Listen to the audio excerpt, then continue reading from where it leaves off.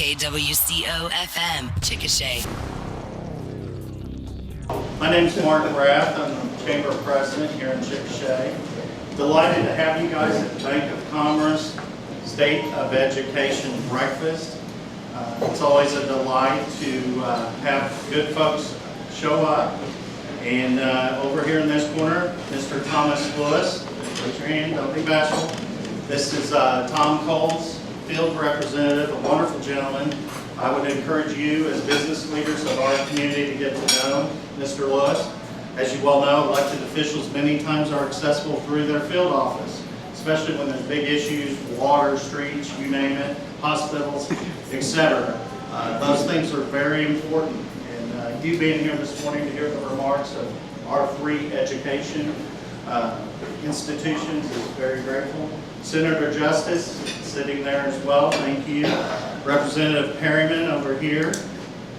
City Manager sitting right here, Mr. Alan Gard. Christy Elkins, our President and CEO of Economic Development. Monica Neal with the Chickasha Nation, and then am I missing anybody else besides Dr. Fever, Super Cash here, right here, and Mr. Winters. We have the Chairman of the Board for EDC over here, Tracy. I'd like to introduce Trent Willis. He's a new member of Liberty National Bank as of today, and will be here in Chickasha. We lost a great Oklahoma yesterday. He was here in our community speaking to our business leaders this past fall. Very charismatic, passionate individual. And I asked David if he could lead us in a prayer, not just for our community, but for Mark Costello's family. That's a big loss for us at the political level. Probably would have been a future governor candidate. So life goes quick, doesn't it? Sponsor David Farrell came to the office at the chamber some weeks back, and we had a really good visit about another returning leader to Chickasha. And his organization has made an investment to grow the banking community. And we just had a really delightful visit. And I called him several weeks back and said, we've got an education panel and we would like to invite you to be a sponsor as a new member. And of course, he stepped up for the challenge. And I asked him to make some remarks about who they are, what they do, why that's important as another institution of banking is available to business leadership here in Chickasha. Okay. Well, thank you all for having us and allowing us to be a sponsor. I was just reading over John's notes and couldn't find anything I could really use.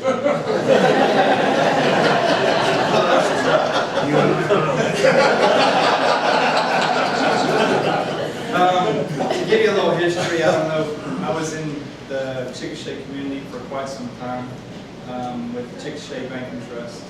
So I have a lot of friends and allies there. Took a little jaunt, went to Anadarko, had a situation with the bank in distress, so we cleaned that bank up. Long story short, I went to work with a group of guys in Duncan with Bank of Commerce about a year ago. I've known these guys for a long time as they started out as a branch bank in 1998 with National Bank of Commerce, which is Ken Ferguson's bank. In 2002, they formed a group of investors, 40 different investors, many of them of which are here in Chickasha. Started their own bank and named it Bank of Commerce. 13 years later, we're a $200 million bank. We recently, as you might be aware, we started a branch June 1st here in Chickasha. Made an acquisition of Anadarko Bank and Trust July 31st. So we do have a lot of things going on, a lot of things that we're excited about. We're excited to be in Chickasha. I'm glad to be back. And what better fitting, most of y'all might know my involvement before was heavily into education. It's something that I've always held near and dear to my heart. As I see, as we probably all see the future of us and our community, it's the base of, starts with education. And we have such a great different facilities here with the VOTEC system, with the college, with the surrounding schools, and then not only the public school here in Chickasha. But I'm very excited to be back. Bank of Commerce is very excited to be in this area, in this market. It's always held near and dear to our hearts to be in this area, and we chose to be here.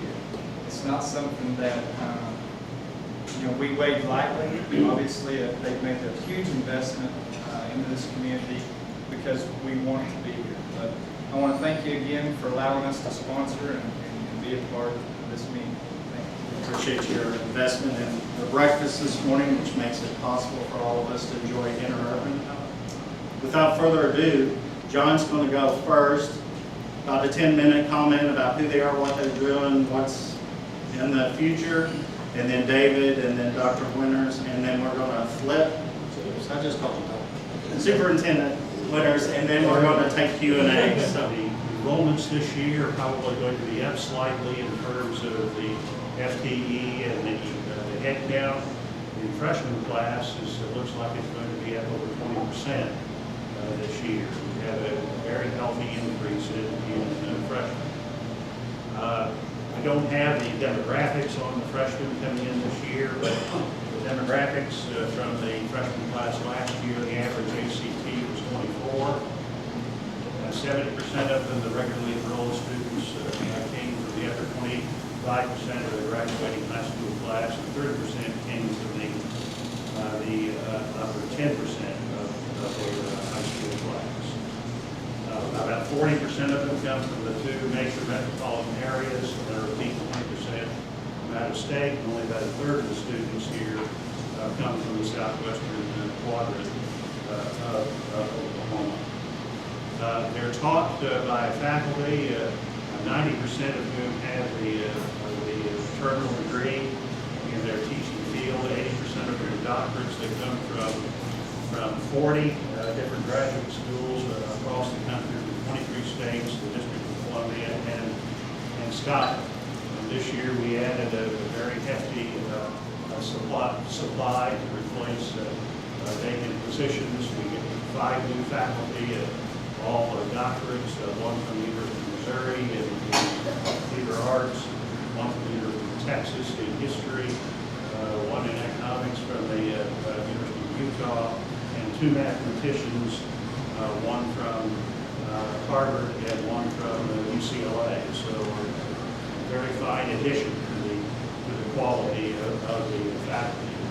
This faculty interacting with students produces a certain product, and I think it's very important. If you're going to have a college like this in Oklahoma, it's very important to produce a product that's worthy of the investment of state dollars as well as the investment of customer dollars, client dollars. We have some of the highest retention rates of any of the 4-year institutions in the state, other than OU and OSU. We have some of the highest graduation rates in the state, other than OU and OSU.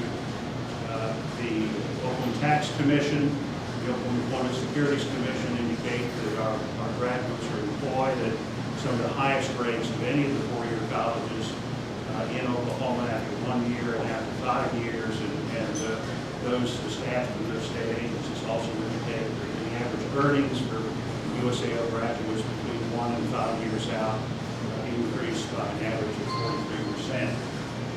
If you look at what our graduates do, you look at the STEM graduates, science and mathematics, about 40% of them go on to, 70% that we know about go on to do graduate work. Biology is 80% of the graduates go on to do postgraduate work in medical school, dental school, vet school, or go on to do pharmacy work. In the non-STEM areas, about 30% go on to do graduate work. So that's kind of what the institution produces by way of the value to society and to the economy. A couple of final comments on education, and I think my colleagues would concur in this. State support for public education is declining, and it's going to continue to decline. This year we took a $611 million cut to state government and state agencies. Next year is going to be probably just as bad. We don't know yet. The senator will tell you that there are wild speculations all over the place, all the way up to $1 billion deficit next year. Over the past 15 years, state support for USAO has declined from 72% down to 53% of our operating budget.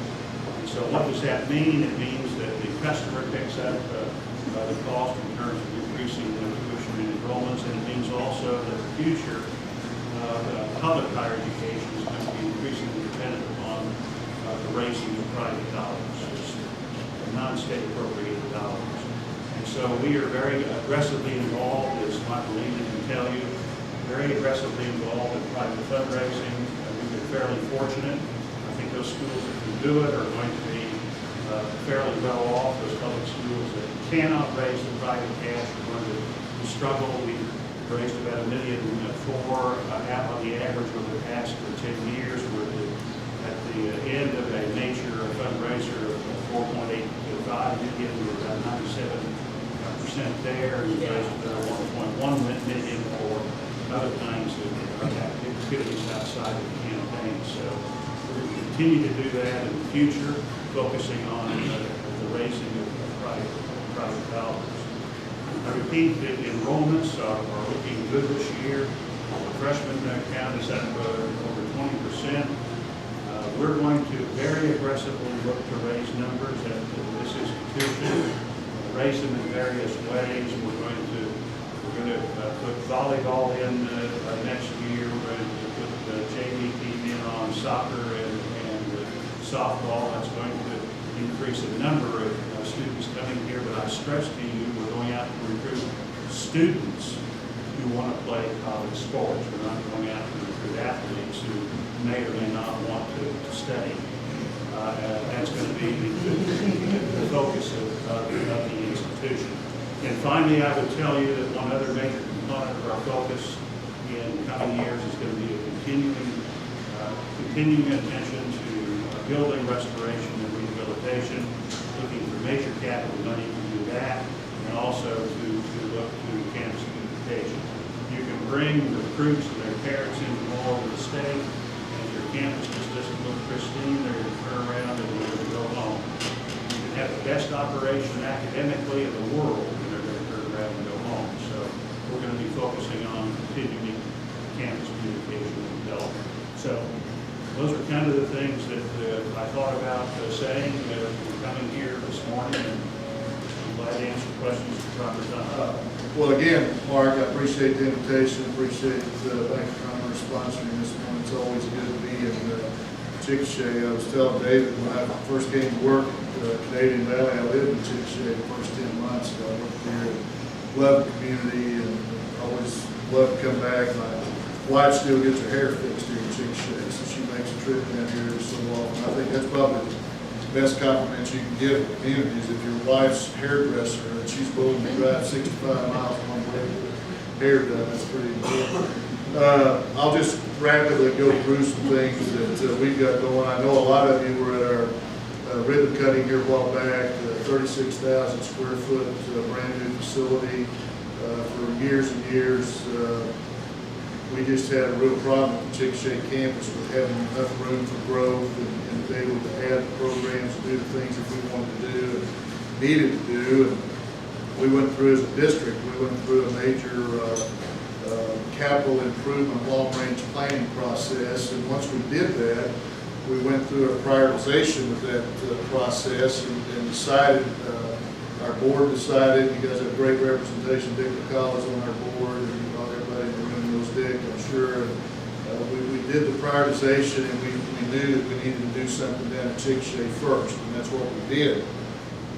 Then about 4 months later, we had a visitor up at El Reno that wiped out an entire campus up there, so now we're in the process of building it back. But we traced, what, $10 million project here, I think they're about $10, $11 million project by the time we got it furnished, equipped, and whatnot. And those of you that John Mosley I know knows that every time a piece of property comes available across the street on the north side of Michigan Avenue, the tech center buys that. We've got everything over there except two, and we've got our eyes on those. So if they become available, we're going to buy those as well. I'll tell you about that, newsflash. And the reason is we're landlocked, and we need that property for growth. Because I have an idea that Chickasha is as small today as it's ever going to be. And had a chance to formally meet the new city manager, but I have all the confidence in the world this community is going to continue to grow. When the community grows, the tech center needs to grow with it. And you know, John, we as far as our students, there's a skills gap in America. Everybody hears about it, everybody reads it. You know, there's 3 million jobs in America that's gone unfilled. And the reason they're unfilled is because we don't have people trained to be able to do the jobs that are out there. And these are technical type jobs. You know, John Fever and David too. Of course, David's mission is a little bit different. But John, you know, John has his mission at the college. We have our mission at the tech center. I'm very serious about that. I kind of joke about it, but I'm really serious about it. You know, in John's mission, he just explained what they do. At the tech center, we teach people how to do stuff. We teach people how to fix stuff. And we teach people how to manufacture stuff. And we teach people how to service things. And about 95% of those 3 million jobs that are going unfilled right now are types of jobs that we train for. And so we need to continue to grow and to continue to add programs and to continue to identify the areas that these jobs are going unfilled. You know, I joke about it all the time. You know, if I was a kid going through school, I'd go into a heating, air conditioning, refrigeration program because everybody likes to be warm in the wintertime and cool in the summertime. I'd go into an electric trades program because everything runs on electricity. I mean, if you want a guarantee of lifetime employment, you've got to go and get a certification. And by the way, we had 161 of our students last year receive some type of a national credential certification at your tech center right here in Chickasha, Oklahoma. Those are kids that can go out and do stuff. They can go make a living right now. So we've done a lot of other things. Mentor Match, and this is a program that started Tracy and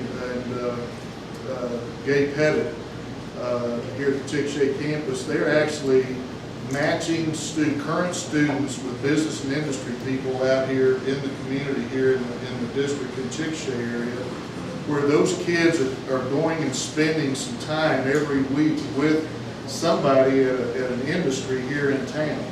And it's a two-way street on that. The kids get to understand really real life, you know, what's the industry all about. But just as importantly than that, the people that they're spending time with, these mentors, get to see the quality of the kids that are coming out of our schools. And a lot of those kids, I would venture, are going to end up with a job, and probably where their mentoring situation's at. I think it's already happened. And so we're really proud of that. The industry growth in Grady County. I've been superintendent for 7 years at Canadian Valley. For the first time in 7 years, Grady County net value growth exceeded Canadian counties. Did anybody in the room know that? Net value growth, tax base growth in Grady County in our district. Now, we don't have the full county, but we got most of it in Canadian Valley. Grew a tick over $55 million net back. Canadian County, fastest growing county in the state. I saw stats the other day, highest per capita income in the state, on and on and on. Every demographic you want to look at as far as economic development mark, Canadian County is set the pace, except in net value growth this year, Grady County beats. And Canadian County went up about 47 million, and we went up about 55 million here. So tremendous growth. Now a lot of that's oil and gas. A lot of that 55 million growth, about 21 million of that, I talked to Barry Firestone, the county assessor, about 20 million of that is oil and gas. And those are rigs that are on site January 1. That's how they work. Now, of course, oil dropping and whatnot. Hopefully they move an oil rig from this section to that section and it stays in our district. We don't lose that revenue, but I count that as soft money because it could be gone next year, so you gotta be a little bit careful with that. I don't want to steal a lot of David's thunder, but I'm really, really proud that we've joined forces with Chickasha Public Schools, Chickasha High School, to put a pre-engineering program in at the high school. We're putting money up, David's providing the space and kids and whatnot, and we're hoping to morph that into a really significant program. That's all I'll say about it. I know Dave's going to talk a little bit about it here in a minute. John, we're having budget situations too. You know, we got cut $305,000 this year in Canadian Valley. The interesting thing about our deal is with our ad valorem tax base growing like crazy, when you got two of the fastest growing counties in the state, that 92 cents out of every dollar that we spend this year in Canadian Valley will be local tax base. 92 cents. When I first became superintendent, we were about 24% state and federal. In the 7 years, we've gone from 24% state and federal, about 8%. So when you talk about shrinking state appropriation budget and those kinds of things, we're feeling it too. And I haven't asked my good colleagues, the senator and the state representative, if I ever get to where I'm 100% funded by local ad valorem, does that mean I have to follow state law? Can I just forget about it? How's that work? I don't know. One last thing that I want to talk about, and it's something that I think has the potential of really allowing folks in Grady County to take advantage of. When we had the tornado a couple of years ago, we have an aircraft maintenance program at El Reno. Had one. When the tornado hit, we actually moved our aircraft maintenance program out to Will Rogers Airport and rented classroom space at Metrotech's Aviation Maintenance Center out at Will Rogers.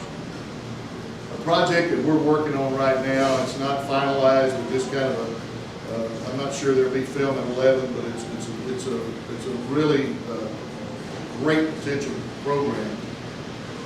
All the Metroplex Oklahoma City Tech Centers are going to combine resources financially. And Ron, I haven't talked to you about this. David, you guys haven't heard this either. Hearing this first.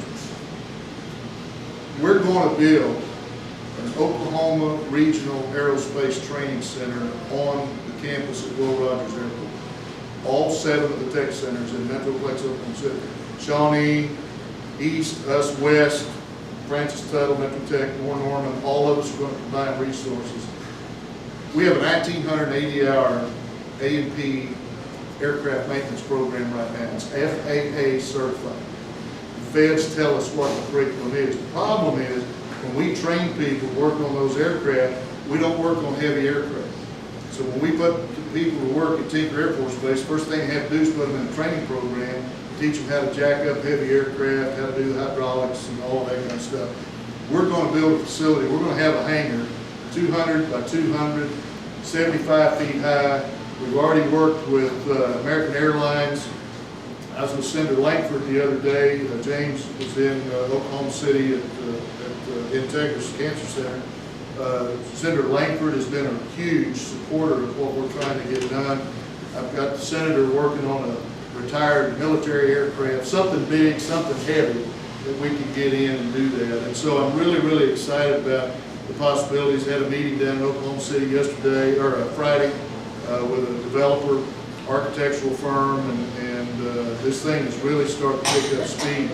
The game plan, if we're able to meet the calendar requirements, is by this time next year, that could be a reality. Now, there's a lot of things got to go right, but I'm going to tell you, within a year and a half to 2 years, we're going to have the most state-of-the-art aircraft maintenance training center in America at Will Rogers. That's going to allow people from Grady County and Chickasha to drive just a short, I mean, it's a whole lot easier to get up 44 to Will Rogers Airport to be able to take advantage of that. Much easier than when you were having to go to El Reno, quite frankly, to get into A&B program. So really excited about that. I've got a few years left before I retire. That's one of my wish list things that we're going to have on track before I hang it up on these days. So we got a lot of things really clicking, a lot of things really moving. We're really excited about what we're doing with Canadian Valley. So appreciate the opportunity to come and be a part. Superintendent Cash brought to Chickasha a refreshing new perspective. Specifically, the thing that I liked when I first visited with him in his office was, we're going to focus on the 95% that are doing great things in our schools. And then he came by and said, we're going to institute pride in our school. And he dropped letters on the business community that said, on Fridays wear purple, support our schools. And I think we've all done that. And I think what we're experiencing with your schools is a renewed commitment. We have 100% staffing this year. Many of our schools across the great state of Oklahoma do not have full staffing. That says a lot about the staff of your administrative. Superintendent, David Captain. First of all, I just want to thank the community and the business leaders for the support you all have shown Chickasha Public Schools and me personally. This is such a wonderful community. Our focus this last year was basically finding our vision, our values, defining those things, and then setting our plans, our structure in place to produce, hopefully, a product that you want in the business community. Team Chickasha was really the mantra that we've had since the fall. And what that means is not necessarily just our school system, but really a focus on our community, our citizens, our university, our career tech, all of us working together for the betterment of our children. Our convocation this past week, Christy was gracious enough to give us about 15 minutes of time just to update our faculty and staff on what's happening with the Economic Development Committee. The mayor came in and gave an update on what's happening with our city. A lot of our people didn't know. I think we've got an identity crisis still here in Chickasha of how wonderful we have it here. I told our faculty this brief story, and I'll tell you. Cindy Schmitz, the assistant superintendent, were meeting with a young lady, and she is a Chickasha graduate, and she's working out at Sequoia House. And she got real emotional talking about her kids, and she said, I want these kids to experience Chickasha like I did. I grew up here, I'm where I'm at because of the people in Chickasha, my teachers, and this community. And that is a message that we've got to get out of how wonderful we've got it here. I don't have a negative thing to say about my experience here. And it always blows me away when you hear people say, why did you move to Chickasha?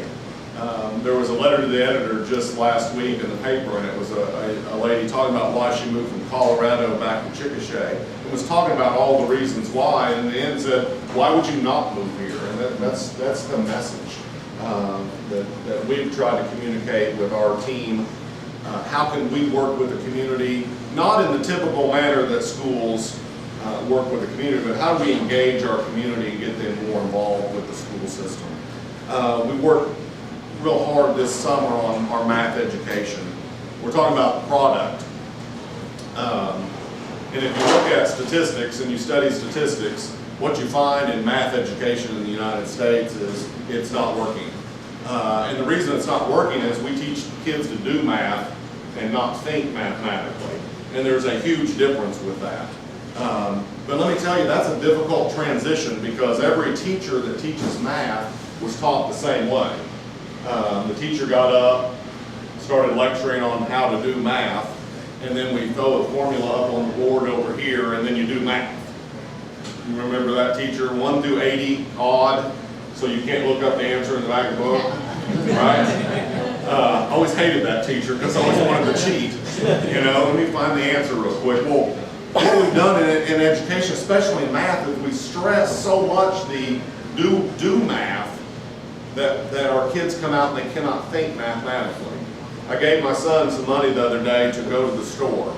That was he's going to be a senior. He is a senior this year at Chickasha High School. He is a 4-point student. He takes all your honors level classes and concurrent and blah, blah, blah. Here's some money to go get some groceries.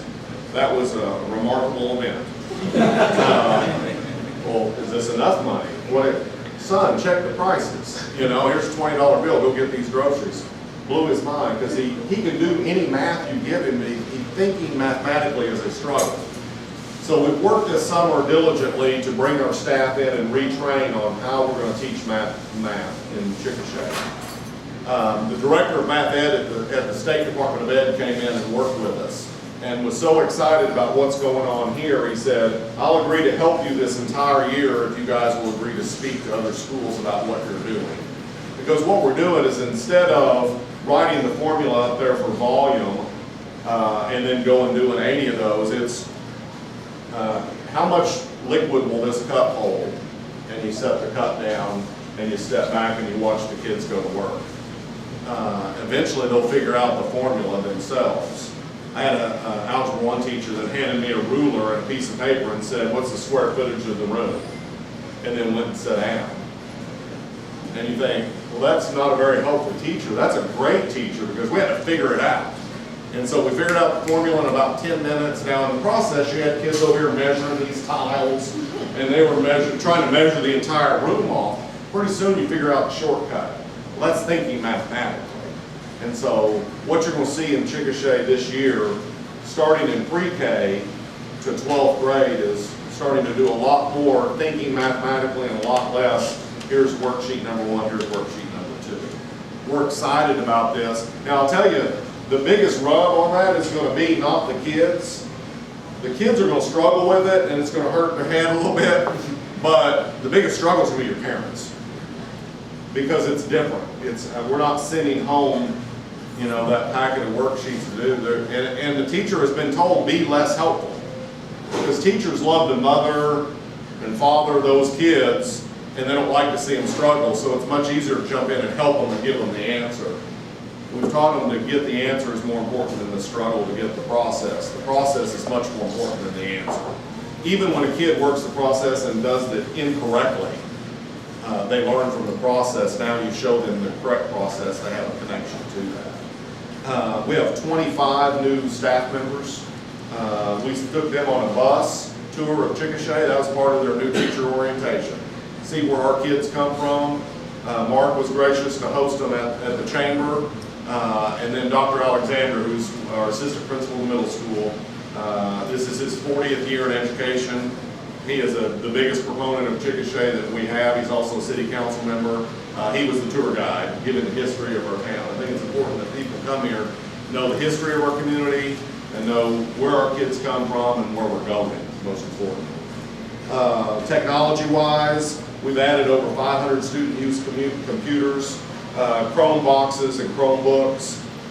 If you're not a Chrome user and you don't use Google Drive, what a productivity tool that is. So we're teaching our kids and our staff not only how to use Google Drive, Google Docs, but Google Classroom to maximize time on task. Online education, our alt ed is now going to be online, which is big. Utilize the latest technology for those kids. A lot of times alt ed kids get brushed aside. In Chickasha, except for some extenuating circumstances, they're going to do online education for half the day. They're going to be at career tech the other half of the day. Because what I want is those kids coming out with a skill to be productive. If we leave those kids, our alt ed kids, just in alt ed, they're going to come out with not really skill. They've struggled in public ed, and then they're going to be pretty much a drain on our society. Concurrent enrollment is up at our high school over 300%. So we ended the year at 15 kids. We're at 61 and climbing. That has been not a point of emphasis before. It is a point of emphasis now. We're not at our target yet, but that's tremendous growth. Our career tech enrollment is up as well. By the time a kid gets into a junior in high school, that's really what needs to happen, is make a choice one way or another. If you're going to go for skills and become an electrician, great, get out there and get skills so you can be a productive citizen. If you're going to college, great, start taking college classes now. It's going to save your mom and dad's pocketbook, and get that dual credit, high school credit and college credit. Dr. Winters talked about the pre-engineering program. That is a team event for Tracy and I. we started working together in the spring, and Steve, our late high school principal, was really involved in that process of taking our sophomores that are taking Algebra 2 and block that with a pre-engineering course. And then the next year they can go out to Career Tech and start taking those pre-engineering classes, taking AP classes in the Career Tech. And so it's a partnership between us. Is there any other of those in the state? Not like, well, there are a few, but not exactly like you. Simple. We have a capacity of 30 students. We're at capacity and have a waiting list for that program. So I think that's success for first year for sure.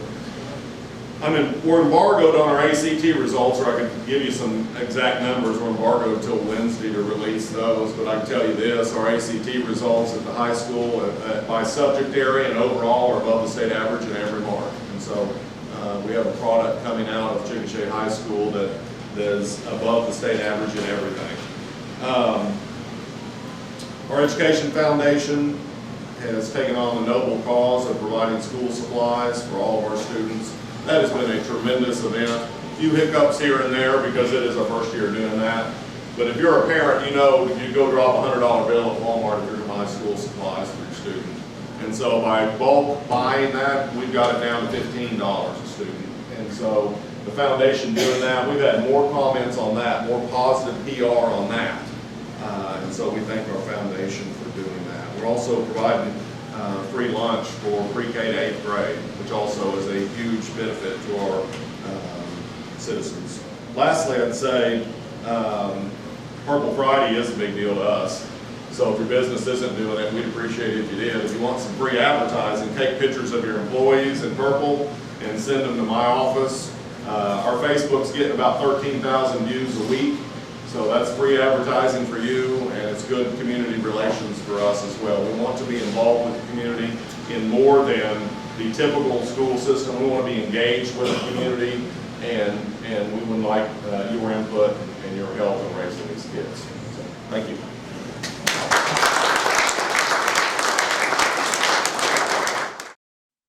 KWCO FM, Chickasha.